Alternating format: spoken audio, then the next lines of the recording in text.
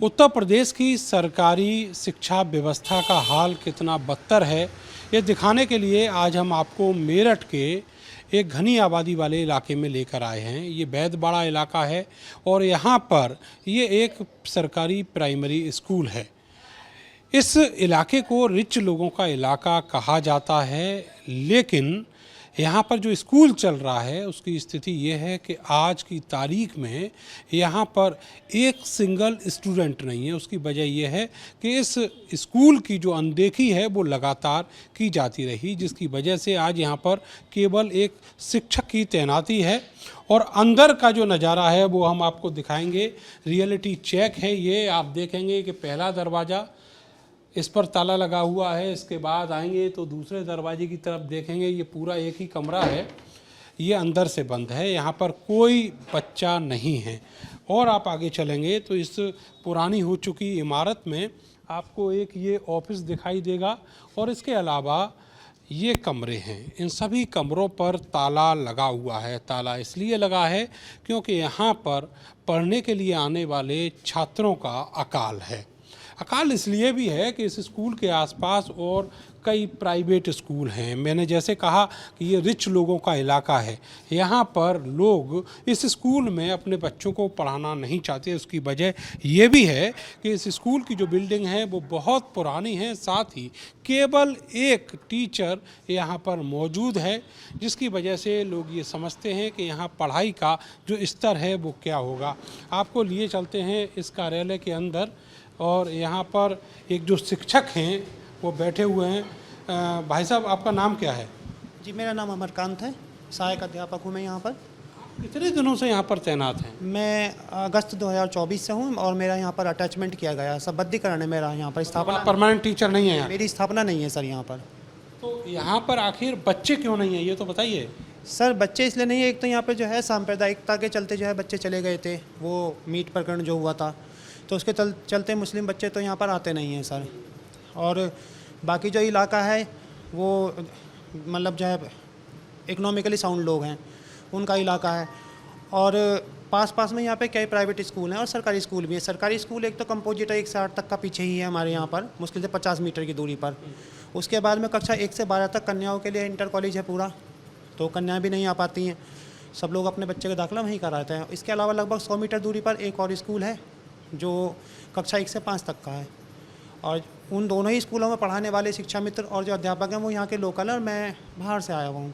ये बताइए कि इस स्कूल में इतनी बड़ी बिल्डिंग है, भले ही ये पुरानी है, आखिर जो टीचर हैं केवल एक टीचर, और टीचर क्यों नहीं है? सर इसकी मैंने कई बार डिमांड की है, उनसे प्रार्थना की है हमारे आदरणीय खंड शिक्षा अधिकारी महोदय से।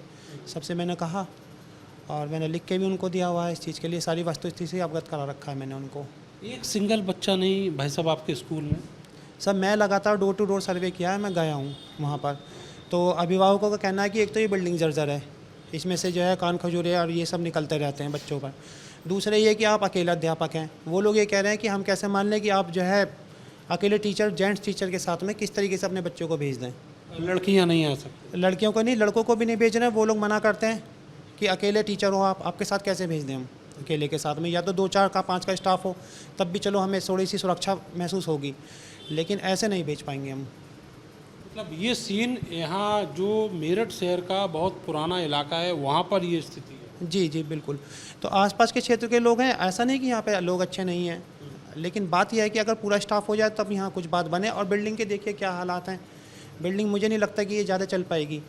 आप उधर का कमरा खोल के, आपकी खुद की बिल्डिंग है ये? जी विभाग की खुद की बिल्डिंग है। मैंने इसके लिए लिख के दिया हुआ है आदरणीय बेसिक शिक्षा अधिकारी महोदय को कि साहब बिल्डिंग बहुत जर्जर है। अंदर आप चलिए, मैं दिखाता हूँ आपको, वो गिर रहा है लेंटर लगातार, उसका जो प्लास्टर है गिर रहा है। अच्छा, उस वाले कमरे का लेंटर गिर रहा है? जी, खिड़कियों के साइड का वो गिरने लग गया है।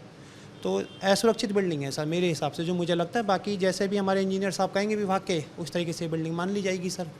पर आप देखिए, आप है ना, प्रत्यक्ष प्रमाण की आवश्यकता नहीं है। तो अभी तक कितने घरों में आपने अप्रोच किया है? मैंने इधर जत्तीवाड़ा का इलाका है, इधर पीछे जो है इलाका है मेरे स्कूल का, लगभग 100-150 घरों में जा चुका हूँ मैं। जो भी कहीं से कोई रेस्पॉन्स पॉजिटिव नहीं? इतना बुरा हाल है कि मेरे को अपना आई कार्ड दिखाता हूँ मैं टीचर हूँ, उसके बावजूद भी लोग मुझे जो है यहाँ से लताड़ के भगाते हैं। ये आलम है यहाँ पर लोगों का। उत्तर प्रदेश सरकार में ये जो बेसिक शिक्षा विभाग की व्यवस्था है उसका ये एक रियलिटी चेक है, बिल्कुल कड़वी हकीकत है। आप समझिए कि शहर के बीचों बीच खुद का जो स्कूल है वो मौजूद है, लेकिन ये स्कूल पूरा जर्जर हो चुका है, इसलिए लोग नहीं चाहते कि उनके बच्चे यहाँ पर पढ़ें। दूसरी तरफ जो टीचर है वो केवल एक है। आप सोचिए कि किसी भी स्कूल में केवल एक टीचर क्या कर सकता है, कितनी पढ़ाई करवा सकता है। 5 क्लास के यहाँ पर स्थान हैं, 1 से लेके 5 तक के क्लास, और उनमें अगर बच्चे 10-20 यहाँ आ भी जाते हैं तो उनको अलग अलग क्लासेस को कैसे वो टीचर अकेला पढ़ाएगा। ये बदहाली मेरठ के बेसिक शिक्षा विभाग की है। सोच सकते हैं कि जो यहाँ से कुछ 1 किलोमीटर पर जो बेसिक शिक्षा अधिकारी बैठी हैं उनकी कैसी ये व्यवस्था है। और ये केवल एक स्कूल का हाल नहीं, ऐसे दर्जनों स्कूल हैं जहाँ पर इस तरह की बदहाली है। केवल और केवल सरकारी पैसे को मटिया मेट किया जा रहा है, उसको ज़मीन में मिलाया जा रहा है, खर्च किया जा रहा है, जेबों में डाला जा रहा है और रिजल्ट 0 है। कैमरा सहयोगी सानू के साथ मैं नरेंद्र, भारत समाचार, मेरठ।